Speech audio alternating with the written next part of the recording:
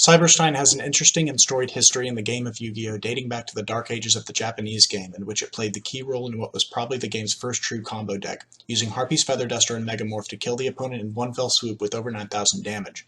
In the Western release of the game, Stein was the first ever Shonen Jump Championship prize card, but it was reprinted as a rare in Dark Beginnings 2 during GOAT format, just in time for US Nationals in SJC Indianapolis, and went on not only to become one of the most expensive rares in the history of the game, but also to earn for itself the lofty distinction of perpetrator of the shortest Shonen Jump Championship final match ever, at San Jose in 2006, with David Rodriguez claiming victory over Mario Mathieu in a grand total of 3 turns. So it's a controversial card to say the least.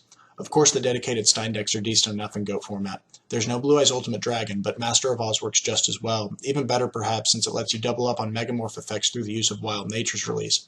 The deck can struggle somewhat against GOAT tokens, especially without access to the piercing damage of Cyber-Stein, but a Big Bang Shot or an enemy controller can often show up the difference. The best thing to be doing to get those GOAT tokens, though, is Token Thanksgiving. Don't let its silly flavor fool you. Token Thanksgiving is a particularly mean card in Stein decks because not only will it clear the field for your Master of Oz to connect with a direct attack, but it'll also leave you with an extra 4,000 life points after doing so, which can often be the difference between one Stein activation and 2, meaning you'll be able to go for game without a copy of Megamorph or Wild Nature's release. Or if you do have an attack boosting equip card at the ready, you can use your extra Stein activation to summon a Ryu Sentry or an Ojama King to play around Mirror Force and Scapegoat respectively.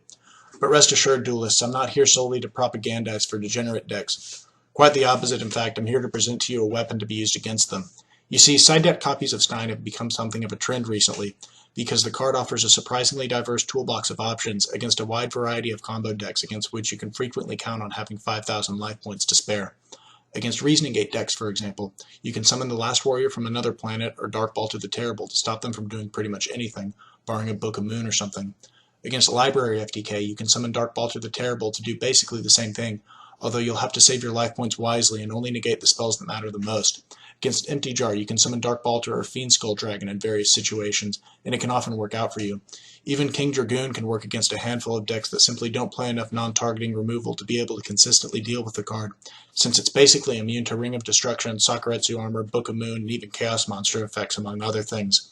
Oh yeah, and if you happen to be playing against a deck that uses Self-Destruct button, like Last Turn or Library FTK, you can use Stein's effects not only to summon a powerful fusion monster, but also to make their copies of Self-Destruct button essentially dead for the rest of the game, since even 2 Upstart Goblins won't be enough to put your life points back above 8,000 for the buttons to be live again.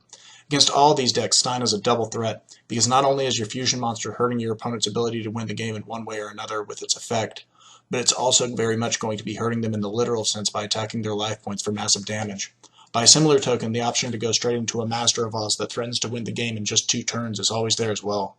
Stein is a particularly powerful option in Rescue Cat decks, because even if you don't draw the Stein, you can use Last Will to tutor it out rather effortlessly.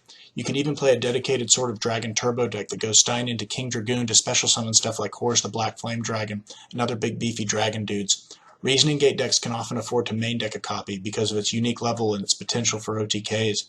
Occasionally you can tutor it out in decks that happen to be playing Mystic Tomato, although admittedly that isn't as likely to come up as the other things. In most decks, you see, your single copy of Sangan is going to be good enough to search it out.